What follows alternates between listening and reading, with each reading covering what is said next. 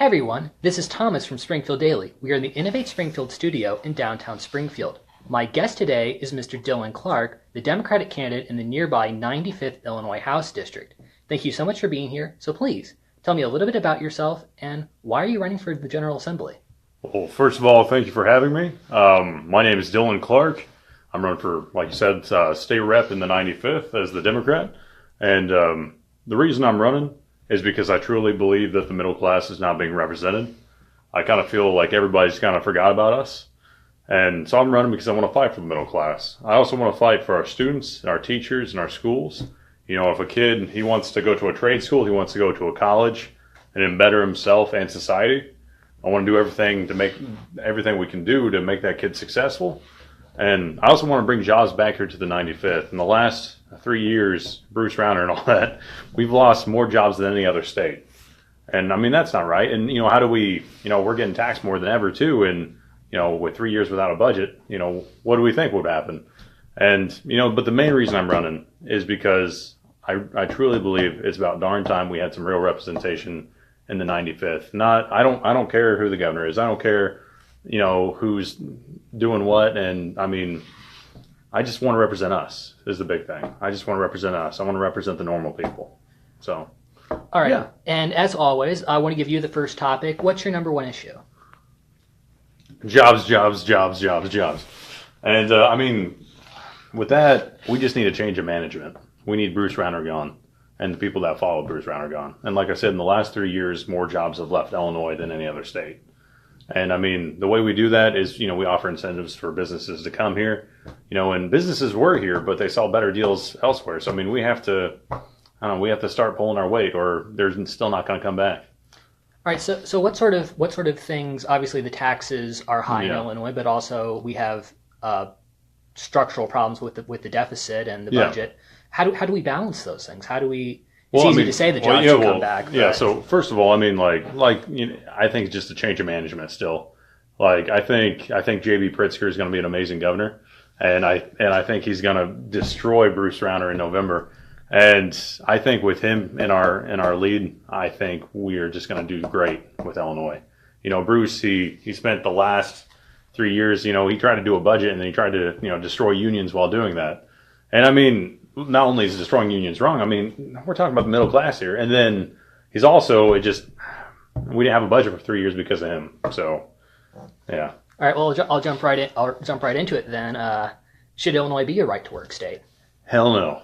I will fight any right to work legislation whatsoever. And I'm going to do everything I can for the union families and the normal families, the middle class too.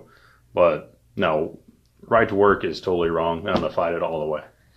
All right. And going into education then, you mentioned trade schools. How do we foster that in Illinois? First off, I'll say, so my wife, all my family that are female, they're teachers. And my wife, Elizabeth, she's a kindergarten teacher and a good one at that. And anyway, education is a big part of everything. And pretty much what we need to do is we've started with SB1 and we've done everything we can there. But, there's schools, you'll see some schools in Chicago, they'll have, hey, here's a laptop for home and a laptop for the school too. And, where I went to school, we fixed it now. And I love my high school. Don't get me wrong. I love the teachers there, but they're doing the best. I mean, they're good darn teachers, but they're doing the best with what they got. And the buildings are falling apart. We had our study hall room. It was brown on the carpet. It used to be blue because people spit so much tobacco on it over the last 50 years. So, I mean, it's all about infrastructure. It's all about funding. And I mean, if you're a family and you're coming into a different town and you're saying hey, do you want to bring my kids here or do you want to bring my kids here? If you see hey, this high school, these schools over here offer so much more opportunity that my kid's has a better chance of getting to college, better chance of getting a scholarship over here and here and here, they're going to go over there. So, I mean, that's a lot with Illinois too. I mean, so people are saying hey, should we go to, St. Charles or should we go to Edwardsville? And Edwardsville is pretty good, for Illinois, but they're going to go to St. Charles because they're still going to have way better funding than Illinois. So we need to get our funding formula up to check. And Andy Menard's been doing great with that with SB1 and, they changed the name after that. But I mean, And Rauner's been going against that the whole way too. So it's just I mean, I guess I wanted to ask about SB1 and the new funding formula? Because there's been some criticism from downstate about it. It's been called a Chicago bailout, and do you feel that's accurate or no? So pretty much, so what Rauner did was he offered credits and all this and that. So what Andy wanted to do and what all the good middle class and Democrats wanted to do, and some Republicans did too. They wanted to they wanted to help downstate schools. Well, what Bruce Rauner did is he helped private schools. He helped them. So what you can do is what now under Bruce Rauner, none of the Democrats wanted this, none of the middle class wanted this. But under Bruce Rauner, what you can do now is if I had $1 million, big rich guy, I don't have $1 million or even a percent of that. But anyway, if I had $1 million, I could give that to a private school right now as a donation. And under Bruce Rauner, I could get $750,000 back in refund for taxes. And so what that would mean is they would still get $1 million, but that $750,000 would then come from the taxpayer. So every time someone makes a donation to a private school, the taxpayer are the one footing the bill. So I mean, the only way it could be a Chicago bailout is what Bruce Rauner did. And see, a lot of people don't understand that, but it's stealing money away from the Illinois taxpayer is what it is. All right, and I guess maybe we just need to get to the heart of it. I mean, you mentioned you have a lot of teachers in your family, but Central Illinois as a whole is really hurting for teachers. Oh yeah, there's a teacher shortage right now. Yeah. Both full-time classroom teachers and even substitute teachers.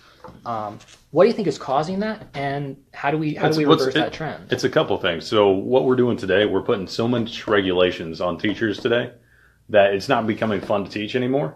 And I mean, these teachers, they want to make these kids' lives better. They love teaching. They want to, help this kid, and they love teaching. But what we're doing is we're handcuffing teachers and saying like, hey, you got to do step 1, 2, 3, 4, like a whole bunch of steps. When before it was like, hey, teach this lesson and have some creativity with it and like do all that.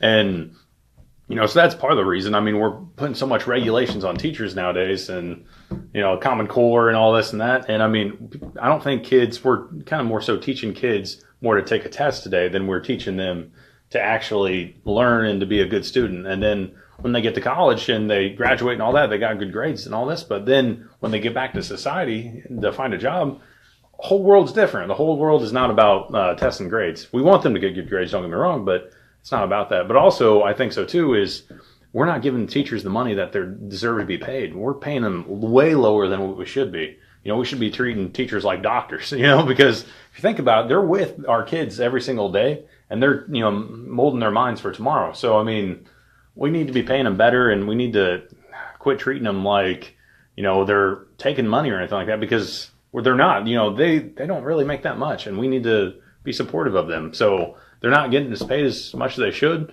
And we're tying their hands every time they try to do something. So, and also too, with everything with the government, especially with the Rauner administration, they're always attacking teachers. There's always like, hey, teachers never know if what they had today, they're going to have tomorrow. So, I mean, if someone was going to teaching, I've heard teachers say that, hey, I don't know if I would encourage my students to go into teaching today because of all these things. And I mean, still at the end of the day, a lot of them are going to go into it because they love teaching. They love, the kids and they want to mold the minds for tomorrow. But I mean, we got to let the teachers teach, Yeah. I mean, and you mentioned the standardized testing. I mean, we've gone from the ACT to the SAT to the PARC. And now I understand that they're modifying the PARC test. I mean, obviously we want accountability. We want to have those structures in place. But do you think that just the rapid changing of the tests is itself a problem? I mean, that could be a proponent of it as well. And I mean, what we need to do is, tests are good and, we should do that to an extent, obviously. But at the end of the day, we need to let teachers teach instead of just, tying everybody down and saying, hey, you have to have point A, point B, point C. And also another thing with funding with that. So you go back to my high school, we had amazing teachers there when we still have amazing teachers there and they are hella good teachers. But, I mean, we don't have the funding to teach all those kids. So, like, just say the ACT. We don't have enough money to teach all those kids what's going to be asked on the ACT. So the AP kids, we only have enough for, like, one class. The AP kids are the ones that are kind of taught a little bit more about the ACT things. And, there's other classes too. But the majority of kids is just like, hey, not any fault of the teacher, just because we don't have any money. And they're saying, hey, good luck. And then you go to a wealthier school that has the money to do that. they're preparing students from day one for the ACT, and then you can see which students do better. And the ones with the more money do better because they're well prepared. So yeah. I mean, test taking is a skill, and Yeah. I've had lots of teachers and students tell me that. And now shifting gears a little bit, on your website, you come out as a strong supporter of the Second Amendment. Oh, and that yes. seems like a break from your party. And could you explain that a little bit? So where I live, so Montgomery, Christian County, and Macoupin County, and a little slivers of Madison is the 95th. And my dad owns guns, I own guns, and everybody owns a gun there. And it's not really about, it's just more of it's a culture thing, and it's just more of a hobby thing. And, people just don't want you to take away their hobby, essentially. And, I mean, they want to protect themselves too. That's what it's all about. But, I mean, there's way bigger issues that we need to stress about. And so I don't want to take away anyone's guns. I want to fight to keep them. So. All right, but at that same time, obviously Chicago has a fairly serious gun violence problem. Yeah. Springfield last summer had its own fairly serious gun violence. So what's for example, let's talk about schools and guns. So what I believe that we should do is, everybody's saying, hey, we should do this, we should do that. But with guns in schools, what I'm thinking is, what we need is, okay, you go to a college, you go to a university, they have a security guard. They have even universities have their own police force. And I mean, we need funding for this, obviously, and we need to update funding regardless. But I don't really think it's that overboard to say, hey, we need a security guard there. But I also think that we need some psychological programs, from K through 12 to kind of, and some counselors and some social workers to really help the kid, have a support system. And maybe that's once a quarter, maybe that's once a year. I mean, that's a lot of funding too we're talking about. And I never want to raise taxes. I think we get taxed ridiculous already. But, I think we need to see what our priorities are. And I think our kids should be the number one priority. Yeah, and with the mental health screening, one of the concerns that people have addressed with that, especially with Donald Trump's proposal of take the guns first, trial later, is that people might avoid getting the screenings if they felt that their Second Amendment rights might be in jeopardy. How do we balance that issue? Well, obviously, Donald Trump also said to arm the teachers, which is a horrible idea. That's a horrible idea, and just the liability with that as well. And like I said, my wife, she's a kindergarten teacher, and she's not bringing a gun to school. And anyway, with mental health, I mean, there are some regulations in place already with that, and I think that we need to make sure that the guns are getting to safe people's hands. And most of the gun users, all the gun users in my district that I've talked to, they're very responsible. They, do everything they should, and, they lock it up the right way. And I mean, I think we need to really, really, really just kind of do the regulations that we have in place already. And yeah, we need to make sure bad guys don't have guns, but I mean, we can't take away anybody's rights. We need to fight to keep our Second Amendment rights. All right. And thinking of issues of important balance and public safety, the Me Too movement continues to move through the General Assembly with even sort of the highest levels of that government. Yeah. How do we keep that momentum going? How do we sort of root out that problem that appears to be everywhere in state government? See, I was kind of ignorant before all this happened. I didn't expect that all this was happening everywhere, and it just, the way I was raised, you don't treat a woman like that. You don't treat anybody like that. And so I'm ashamed that people even treat people like that. And I think no matter what party, if people are guilty of sexual harassment or anything like that, I think we need to crack down on that. But we need to make sure that they're the one guilty of it as well. But I have no tolerance for that.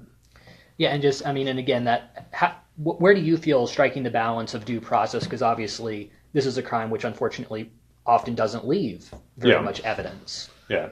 Well, we need to make sure, that it happened. But when someone has the bravery to come out and say, hey, this happened, we need to take that seriously and we need to investigate that, definitely. But, we need to make sure due process does happen, though. Absolutely. And again, in delicate problems, Illinois is really going in two different directions in the war on drugs, it seems.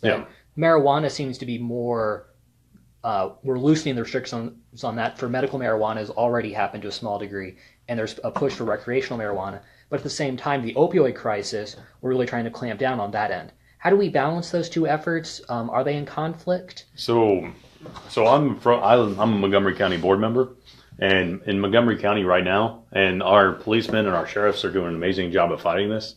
But the opioid crisis is gigantic in Montgomery County and just the surrounding counties. It is a huge deal, especially in rural districts. And what they're doing right now is really helping the opioid crisis. But I mean, it is a problem, and we need to crack down on it more. Now with marijuana, I mean, I've seen what the other states are doing, and I mean, I'm not really for it, to be honest with you, but I do see the benefits of all that tax money as well. So that's kind of how I feel about that. All right, and on your website, you say we need to reward veterans, not punish them. Now, exactly. I don't think anyone's going to disagree. No, with that, yeah. But what do you mean what specifically do I mean by that? So when a veteran comes back from war and they're trying to find a job, they're trying to do this, they're trying to do that, we need to make it easier for them to find a job. I mean, I know a couple of veterans that were in my age in high school, and they're back right now, and they can't find a job anywhere. And I mean, they're good people. They're veterans. They served our country. And I mean, they're going through poverty, and like, we need to take care of them, and we shouldn't just throw them away. So more so with that, and also with healthcare and all this too. I mean, there's a lot of things that we could be doing better for veterans with, like the Veterans Hospital and stuff like that, Well, so. I mean, and there's been the Legionella outbreak in the Quincy home. Is that something that the General Assembly should be taking a more active role in, or? I think Bruce Rauner kind of dropped the ball on that one, but no, it's unfortunate that people lost their lives because of all that oversight, and we need to be strict up front, so that way, and have safety regulations in place, so that way that can't ever happen again. And I mean, that's a travesty that could ever happen. So, and I think the blame solely rests on Bruce for that. All right, and you mentioned you don't want to raise taxes if we can avoid it. And there's been talk on the Republican side of freezing property taxes, and some people pushing back to say we need to actually lower property taxes, not just freeze them. Is that a topic for the General Assembly, or because there is no state property tax per se? Well, let me say this too. When there's a lot of misdirection in politics, obviously, but when they say, hey, freeze property taxes, that sounds good now. But 3 years down the road, when it becomes unfreeze and all this and that, that's not a good change. I mean, you're going to get taxed way more than you were ever, before. And I think we need to lower taxes. Heck yeah, because, for example, where I live, we have property taxes so high. And it's nobody's fault. It just is how it's Illinois. But, property taxes are so high in a rural district. I mean, people, buy the cheapest house they can get, and then they're almost made homeless by their property taxes every year. So we really need to crack down on that, because, right now there's more people leaving in Illinois, more so than any other state, like I said, but, we need to encourage them to be here. And not only is that jobs, but it's also our taxes. We have to lower taxes because we're scaring people away, because if they go to another state, they can keep, half their wallet instead of just emptying it. So. Yeah. And I mean, the numbers I've seen suggest that we're on track. I think we've already lost one congressional seat. And I think we're on track to lose a second one. Yeah. I heard too, but I'm not sure how accurate that is. Well, I think that was projected. Oh, okay. I mean, it's terrible, but sort of. It's good. It's how do we deal with that? How do we stop the cycle? It's not a quick fix. It's not a quick fix. What we have to do is, one, we have to lower taxes. And see, what's funny, it's not funny, but in the last 3 years, the budget took forever. Well, now, because of all the trouble that's been with the budget, now we're getting taxed more, and we owe more than we would have if we just made a normal budget. So now we're even more down the hole than we were 3 years ago. And so it's a real rebuilding process. But I truly believe that myself and a lot of other people in JB will put us on the right track. All right. And there's obviously, and the thing we haven't touched on yet are the pensions, and that's a whole, obviously that's a whole year. Whole can of worms. But one of the long shots at the start of this General Assembly session was a proposal for $107 billion in bonds to be issued to sort of front load the pension system and then arbitrage the difference in interest, where we can invest at 7, pay 5.5, pocket the difference. Sort of, people were calling it a moonshot. People were calling it a sort of a big deal, but the counter was, this is a big problem that we have. Is that the right approach, or? Well, I mean, when you promise people something, you have to deliver. And, these people are working hard, and, they're expecting to get money back, and they're expecting, to be able to retire. They're expecting all this and that. We need to pay them what they're owed, definitely. So whatever that takes, I'm okay with. Now, in the future, we need to set certain things in the future so that way we are more financially stable in Illinois. But when we tell people that, hey, we're going to give you this money, we better damn well give it to them. Yeah, I mean, just being true to your word. Yeah.